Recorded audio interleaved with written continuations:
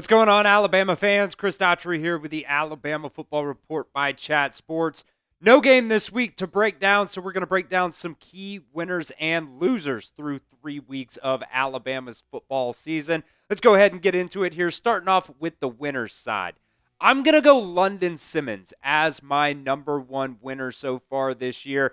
As a true freshman coming in, nobody really expected London Simmons to really be a guy that was going to be able to come in here. Remember, his 247 Sports composite ranking coming out of high school, he was a 3-star outside the top 100, outside the top 50 for their defensive line rankings there. And so far, with the injury to Tim Keenan, he has seen his playing time so far here, and he's really shined, I think, so far this season. Only 6 tackles, but one thing about those interior defensive linemen, the stats aren't necessarily always the thing that you need to look at. Just some things don't show up on the stat line there. But I think just so far, London Simmons has done a really good job for Alabama. PFF already has him graded out with a 78.1 run defense grade this year, and he's really been a big part of this Alabama defensive line. So I'm going to start off on a hot note there with London Simmons as my number one winner.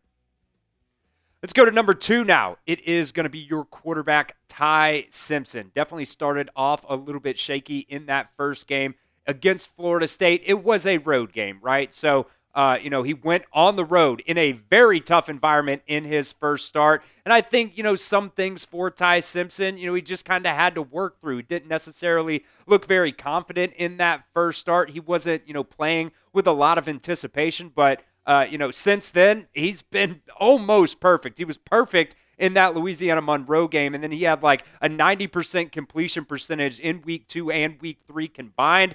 He's playing like one of the best quarterbacks in the SEC, if not in the country right now. 10 passing touchdowns, also has one on the ground. And a big, big key thing for Ty Simpson, he is taking care of the football. I understand he didn't play very well during that Florida State game, but at the end of the day, he did still take care of the football. So Ty Simpson, I think he's just going to continue to build that confidence. He's going to continue to play with some anticipation, and he's got a really, really big challenge going down to Athens and playing a very good Georgia team down there in week 5. So name an Alabama player who has impressed you the most this season. Let me know. Drop a name down there at the pinned comment of today's video. Who do you think is your number one winner for the Crimson Tide through 3 weeks of this season? My number 3 winner, let's go with Domani Jackson. You could also throw Jaeden Brown in on this one too. Alabama's 2 starting cornerbacks this year have been absolutely insanely good. Domani Jackson, I did not realize this until I actually went to PFF and looked up his stats. He's only been targeted 1 time so far this season, which is kind of crazy. This is one of those things where you can take the PFF grades and stuff like that with a grain of salt. I don't know how you could be targeted only 1 time throughout the season, hasn't given up a single yard, and he's got a 63.7% 67.3 coverage grade. It's got to be a whole lot higher than that, right? These 2 guys right here have been locked down so far for Alabama's cornerback room, and they are really living up to the hype that we had for them going into this season. My number 4 winner is going to be Kevin Riley, stepping in at that running back spot with that Jam Miller injury through the first couple of games of the season here. Kevin Riley has been Alabama's best running back so far. And, going into the season, we heard a lot of buzz about Daniel Hill. A lot of people were also excited about Richard Young, but every single time Kevin Riley gets into the game, he is explosive. He looks like the number 1 running back on this team right now with Jam Miller out, obviously. I think once you add Jam Miller back into the fold, that 1-2 punch with Jam Miller and Kevin Riley is going to be really good. And also another key thing that Kevin Riley's done a good job of, catching the ball out of the backfield as well. Both of those guys are going to be dominant once Jam Miller gets back into the fold. All right, we'll continue with one more winner and some more losers here in just a second, but today's show is brought to you by Prize Picks. You and I make decisions every single day, and on Prize Picks, being right can actually get you paid. Don't miss any of the excitement this season on Prize Picks, where it is good to be right. I use Prize Picks for a ton of different types of sporting events, whether it's professional football, college sports, baseball, basketball, MMA, boxing, and so much more. Prize Picks is a ton of fun, and if you guys know ball, you can win real money all season long on Prize Picks. This is what we've got cooked up for our power play this week. Unfortunately, I know Alabama alumni Tua Tagovailoa, he just really hasn't been that same player that he once was when he first got into the league. Going with the less than on him for passing yards. Going with the more than here on Josh Jacobs. So two Alabama or former Alabama players on this Prize Picks slate. All he needs is a half touchdown. So it could be rushing, it could be receiving. Going with a more than on that. And then the max discount. Make sure if you guys see those, get those into your Prize Picks lineups. Patrick Mahomes only needs a half passing yard this week. I mean, that's definitely going to hit, right? So make sure you get that into your Prize Picks lineups. That's the power play. But Prize Picks also invented the flex play, which means you can cash out if your lineup isn't perfect. You can double your money, even if one of your picks does not hit. Prize Picks is also the best way to get action on sports in more than 40 different states, including California, Texas, Florida, and Georgia. And yes, Prize Picks is also available in Alabama as well.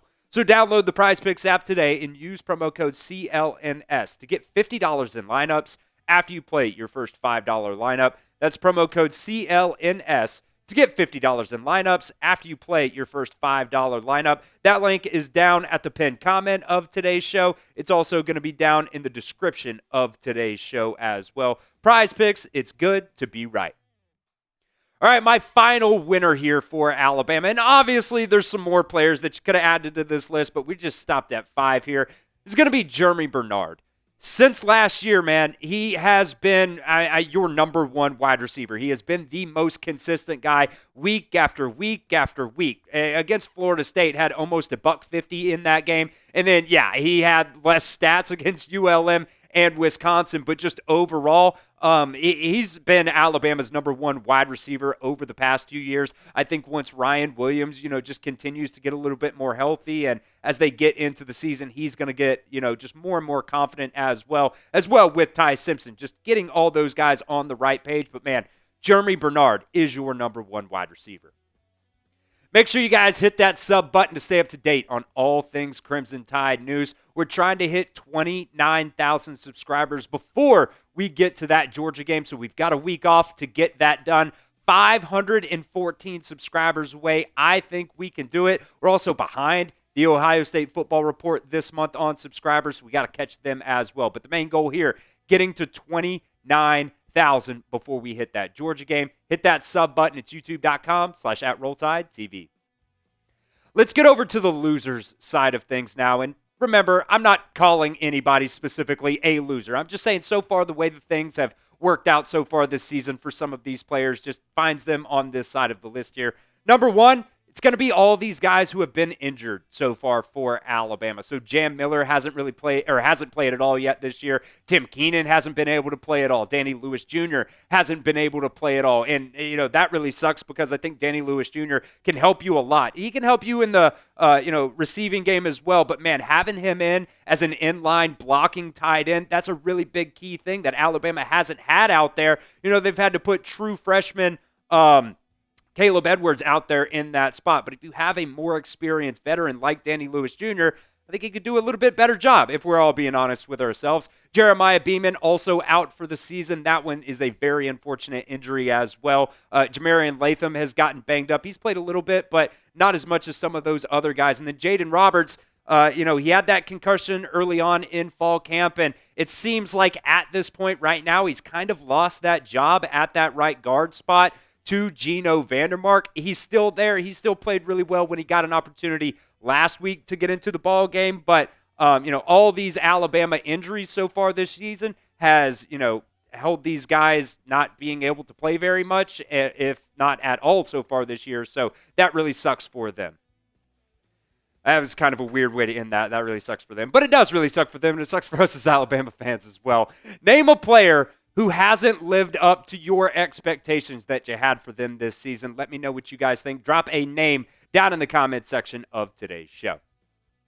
My number 2 loser is going to be Cam Calhoun. He's only played 24 snaps so far this season for Alabama, and just, the way they've used some of these different guys, they're actually bringing the safeties up and playing in the slot a lot as well. He just really hasn't been able to find any kind of consistency getting on the field so far. Domani Jackson and Xavier Brown, obviously, they're your starters there at that outside corner spot. And then Dejon Lee has actually played even more than Cam Calhoun has so far this year. I kind of had this, thought question if they were going to use Cam Calhoun in that, Husky position this year, although, he played more the outside corner at Utah as well. But, he's a really good cover corner, and I'm just a little bit surprised that he hasn't gotten a little bit more playing time. Look, at the end of the day, I just want the best player to go out there and play for Alabama. But like I said, I am still a little bit surprised that Cam Calhoun hasn't gotten a little bit more playing time this season.